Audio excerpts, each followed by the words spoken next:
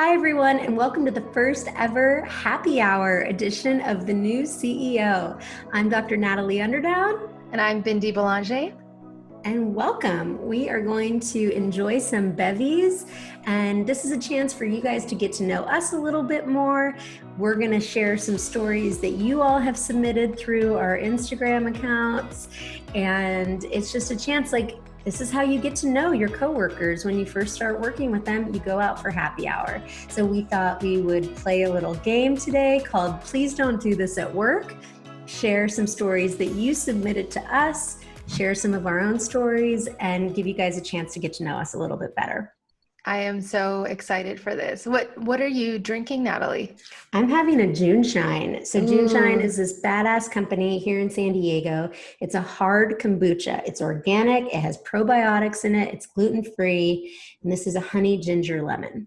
I love June Shine. I first discovered them after you told me about them, and I tried a few of them a couple weeks ago and I loved it. I don't drink kombucha that often, but I like it. And then when I found out that they had hard kombucha, I was like, this has to be better than just drinking wine or beer. And it's oh my gosh, delicious. Yeah, they formulated it for, people living like a healthy, active lifestyle who want to get up and be able to go surf or run or whatever in the morning. And you don't feel bad the next day from it. And Right. It's good probiotics for your gut, and it gives you a little buzz too. Yeah. And this is not sponsored, by the way. We actually just really love June Shine. Not sponsored, No. Just sincere love for them. Yes. What are you drinking?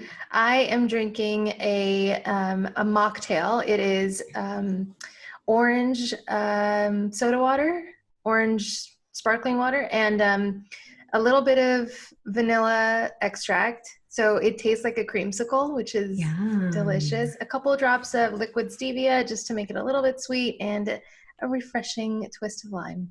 Love it. Well, cheers. Cheers. And, I just want to mention that everyone can join us for these happy hours. You don't have to drink alcohol if you don't feel like it. That's right. Or you can if you feel like it. It's totally up to you. I took 13 months away from alcohol as I was kind of going through a healing journey, which is a whole nother episode, where I didn't drink any alcohol. And it was one of the greatest gifts I've ever given to myself. I thought that there were certain things that I couldn't do, like join in on happy hour and, go dancing with girlfriends and go to a music festival and all these things that I thought I needed to drink for. Those 13 months where I really couldn't drink because my body was healing, I learned how to live life in a completely new way. And it was so liberating. It was the best thing I've ever done. It completely reset my relationship with alcohol. And now I'm in a place where I enjoy it, casually, and it just feels different and amazing. So highly recommend it. Love it. So let's get into this. Please don't do this at work. And Please don't do this at work.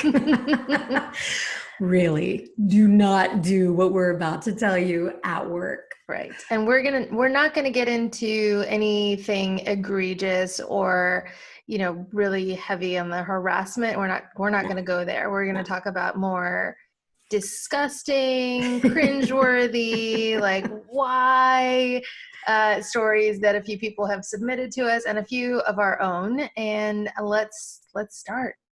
All right. So let's just kick it off with some general cleanliness things that are just nasty. So someone submitted for our first Please Don't Do This at Work. There was the guy who brushed his teeth daily in the only kitchen sink that the office had. Please don't do that at work. Why? Why? I appreciate the dental hygiene, but there has to be a bathroom, like a private bathroom that you can do that in. Somewhere or something. What the only kitchen sink the office shares. It's not as bad as the coworker who Yeah, this is one that was submitted to me. There's a coworker who cuts their fingernails and toenails at their desk using not nail clippers, but stationary scissors. Are they shared scissors? Oh God, I hope not. That's what I envisioned when I read that. I was like, and then you have to like cut your Oh, paper and there's like toe jam all up in there.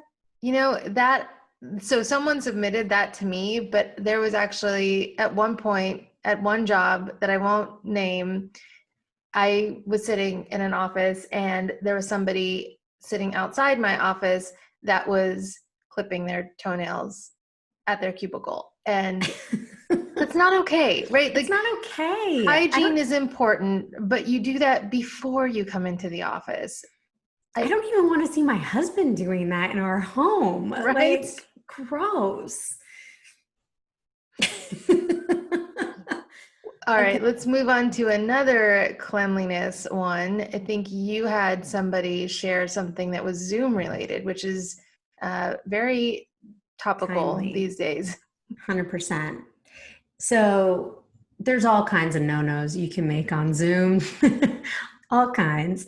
But this one should be like table stakes 101.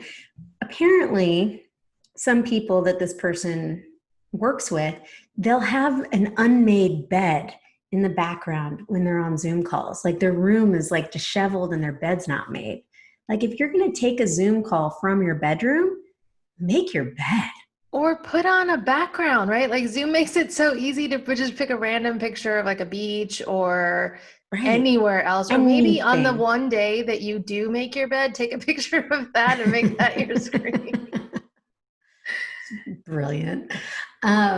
Exactly. They make it so easy. At this point, like I did a Zoom call with someone who had, the Saved by the Bell, the Max behind them. Like I was like, oh, that's creative. Like Kelly Kapowski is going to start like come bounding out from somewhere, and Zach Morris with his cell phone. Like you can literally do anything. Why do your unmade bed? Maybe it's a statement about I don't give a shit what people think about me, and I want you to know that. That statement is being made in I'm a whether it's slob. conscious or unconscious. I want everyone to know that I'm a slob. Maybe it's a way of being vulnerable and saying, "Hey, welcome to my home. This is how I live."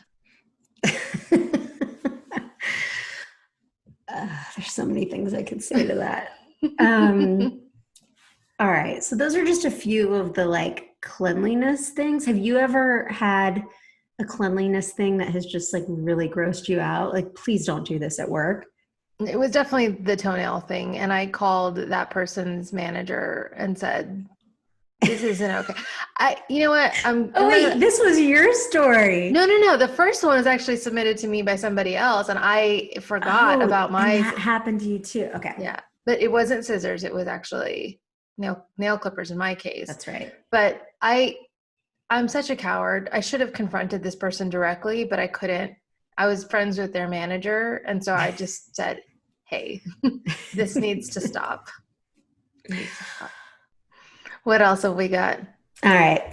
So moving right along, we are now moving on to the not so much HR level of creepy, but like kind of creepy. We have the someone submitted that a European colleague referred to me, this person is a blonde female executive, and my two team members who were both brunette. He had never met any of them. He referred to the three of them as Charlie's Angels, as in an email that said, "Hello, Charlie's Angels."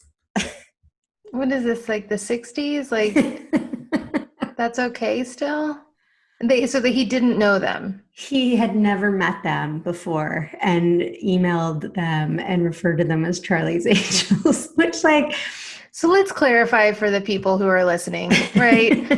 If you don't know these people, it's probably best to just address them by name. Yeah. If you have an established relationship with them and you have an inside joke around Charlie's Angels, and even then, I probably wouldn't put it in a company email because you never know when those things are going to get forwarded and how they're going to be construed. Right. Yeah. And it's probably, yeah, I don't know. Just, please don't do this at work. You know? Yeah.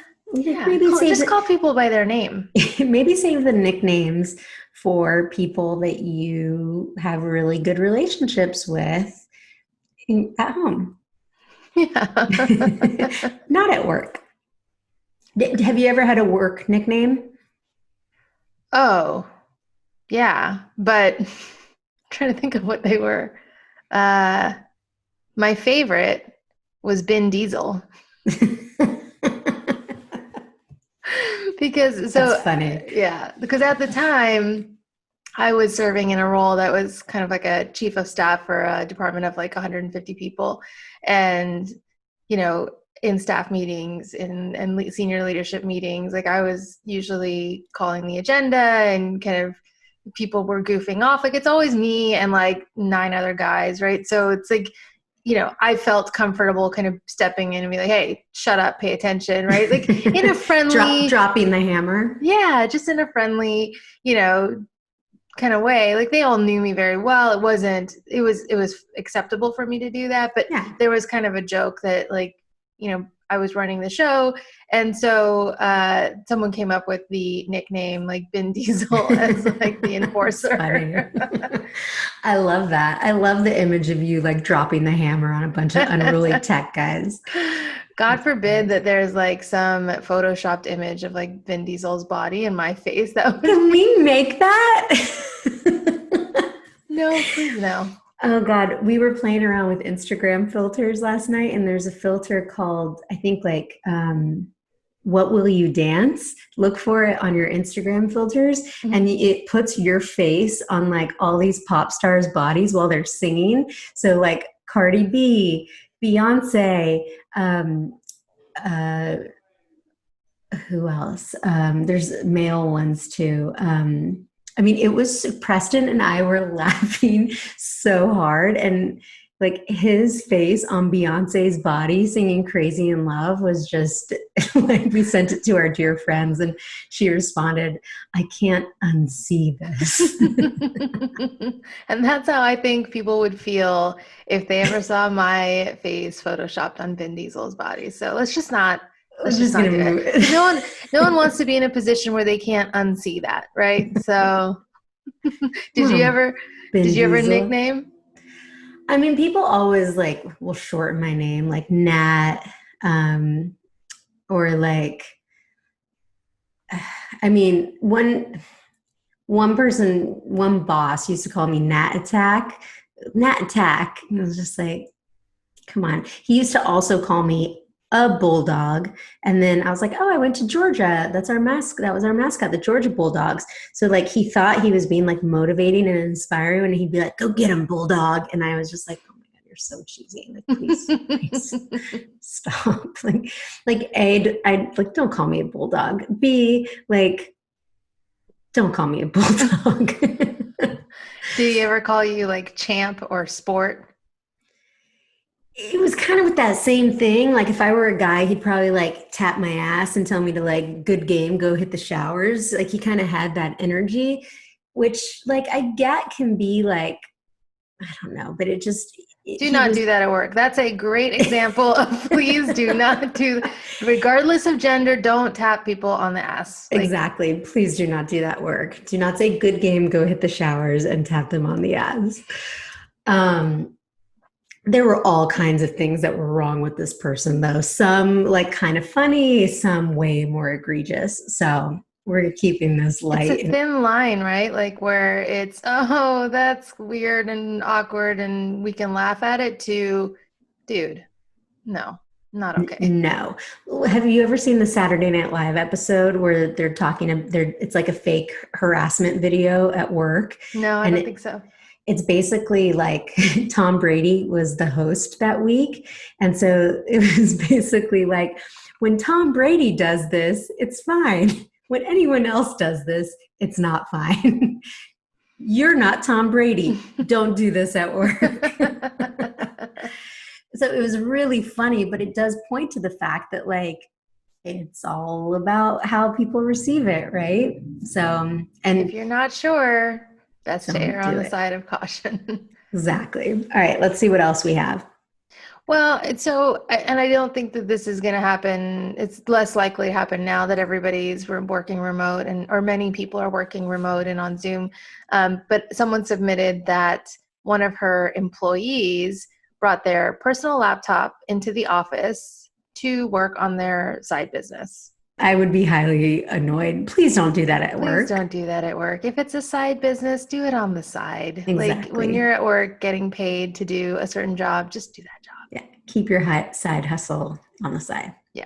Someone submitted that when she shared her pregnancy at work to her coworkers, a coworker asked, "So what were you guys doing last May?" What does she think that they were doing last What do May? Like you they were making a think? baby. What I do with my husband, like come on. And I think if I remember the submission correctly, there was like counting by the coworker. Like he was counting back. Like, don't be a creep, you know? Although it was always funny to me, like at a younger age, when people would like at work be like, oh, we're trying for a baby, and they kept talking about trying, and I didn't know if like exactly what that meant. So it was always kind of funny, like, well, we all know how babies are made, right? Like, are they just kind of like, it was always funny to me. I think now that I'm at that age and stage, it's like, yeah, it's effort that doesn't always involve what you think they're talking about. But I thought she was just basically talking about having like lots of sex. Yeah, there are certain things that you would be comfortable saying with your friends, and then there's coworkers in the office. And I think a lot of people have a hard time distinguishing where that line is. And I don't know that there's good education around that. It's a lot. I think it has to be, there's a lot of discernment that needs to happen, right? Mm-hmm. Like some people may feel uncomfortable that I'm talking about this right now on here. Like, is this is this a career limiting move that I'm talking about this on our podcast? I don't think so, because I own my own business now. And You can do what you want. well, no, but like, how is it going to be perceived and received, right? I think that's the question. And hopefully people are having a drink with us and think that this is funny, but who knows? Speaking of drinks and please don't do this at work, I think that is an area where that line, I don't know if there ever was a line. Like, it seems like drinking at work is just normal now. Like, having bottles of whiskey and scotch in the office was very normal at several companies that I worked with and not frowned upon in the least bit. Encouraged at so many companies I was at. That was like how I often, like people, you develop relationships, you go to happy hour, you talk, you get to know one another, and then all of a sudden it's like, oh, okay, that person's cool and whatever. And on the surface it's like, that's great. I think though, when I was in management consulting, there was such an emphasis on networking inside of the organization. Like, you work for a company that has several 100,000 employees, it's really important for you to meet people, and then people often will kind of take you under their wing and nurture your growth and all of that. And a lot of that happened through happy hours and networking events. So it was completely normal and encouraged to ask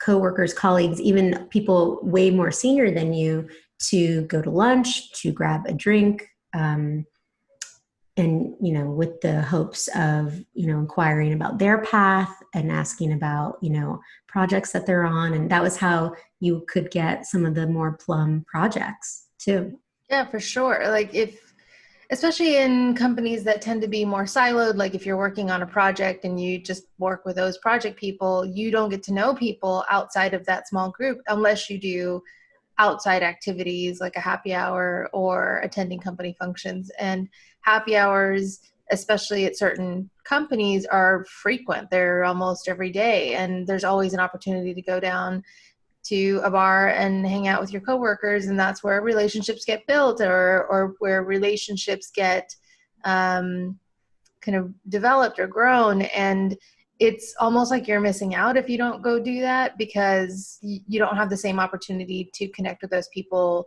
during the workday, either because they're busy or you're busy, or there's no natural, intersection point. And so Totally. as a project manager, happy hours were critical because, I would go talk to people that were working on my project team, get to know them a little bit more on a personal level. And then it made my job so much easier, right? Like, hey, we've got this get deadline. How's it going? How can I help? Like, people were just much more open to talking with me. They were much 100%. more likely to let me know when things were not going well, because we had a relationship that I would not have been able to establish had I not been spending time at those happy hours. But the cost of that is you have to drink. Or you feel like you have to drink. Yeah. And I think that's a cop out for companies, because if the only way you're getting your employees together is through happy hours, like, bring some creativity to it, because then you may be missing out on employees who don't drink, or who don't want to drink, or who are pregnant, or they feel like they have to go to these things. So, like, that's where I think it comes to the company to come up with other ways for people to connect. Totally agree. And even if they do, those happy hours are going to happen. Oh, and totally. So it's almost like you just, if you don't choose to drink, you just need to kind of go and stand firm in your decision to do that. Because a lot of people will ask inappropriate questions when you say that you're not drinking. Like, are you pregnant? Are you pregnant? As a woman, if you decide, hey, I'm going to take a break from drinking, the first question I always get is, are you pregnant? And so I would come up with lies like, oh, because I would say that I was doing these cleanses, and people were like, oh, how lame, right? And so I would come up with things like, oh, I'm on an antibiotic and I can't, drink while I'm taking it. And people, even when I said that, like, oh, it's fine, just have a drink. Like, oh, totally. So much pressure to drink. So it was, yeah. I didn't drink for a year plus, but during that time I was often cleansing anyway. So I would often just say, like, oh, I'm cleansing, even though I wasn't drinking for a very long period of time. It was just easier to say that. And then depending on the person, it would either be like, oh, what's the cleanse? Or like the second you start talking about like kale and green juice, like, they're off. They don't really care anyway. And then they'll leave you alone. But it can be so uncomfortable. When I was like 23 years old, I worked at a startup in Atlanta where it was primarily, I was the only woman and I was really young, and the founder was a heavy smoker, and then he got other people to kind of start smoking. So they would go outside and take these smoke breaks, and a lot of decisions were made while they were standing in a circle smoking. So I started going out there because I wanted to listen to how decisions were being made. I wanted to understand what was going on. But I remember thinking, like, I'm going to get freaking, lung cancer. No, what do you get from secondhand smoke? I don't know. Lots of things, all of those things. Bad stuff. I was like, I'm sitting here breathing in all of your secondhand smoke because you don't have the decency to wait until you get back inside to have a proper meeting on this. But it was like what I felt like I had to do at that point in my career, which is just, that's almost the equivalent, right, to someone who doesn't drink having to go to happy hour, but at least you're not breathing it in. Yeah, for sure. All right. What are some other things of please don't do this at work? Okay, so I've got one. In addition to not asking women if they're pregnant, which don't do that at work. It doesn't matter if it's because they're not drinking or they've put on a little weight and you just want to, you're curious. Don't ask. Or wearing women, a flowy blouse. Right. Do not ask a woman if they're pregnant. I think that that's just a universal. If she's pregnant and she wants to tell you, she will tell you. She will. If she's pregnant and doesn't want to tell you, it's none of your business. None of your business. And if she is noticeably pregnant, don't touch her belly. Yeah, I've never experienced this, but I've heard so many of my pregnant friends say that apparently when you have a pregnant belly, it all of a sudden gives people this unsaid permission that they can touch it, and it's not okay. Like, No, don't do that. no, Yeah, at work, not at work. don't Don't do that. touch. Don't touch. Don't touch the belly. Unless you ask and get permission. Right. But another thing that I once saw at work was this woman went up to a male coworker of mine and asked him how much he spent on his engagement ring that he had just given his fiance.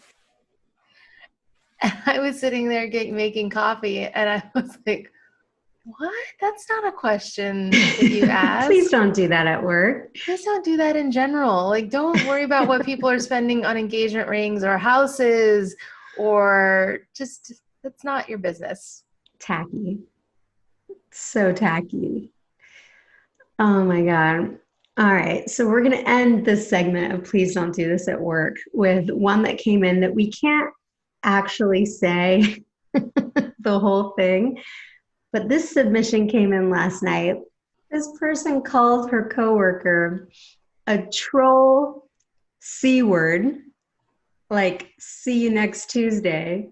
Like, I'm not going to say the whole word, but it was a 2-part word. She called her coworker a troll C. And then HR had to call her to validate the story.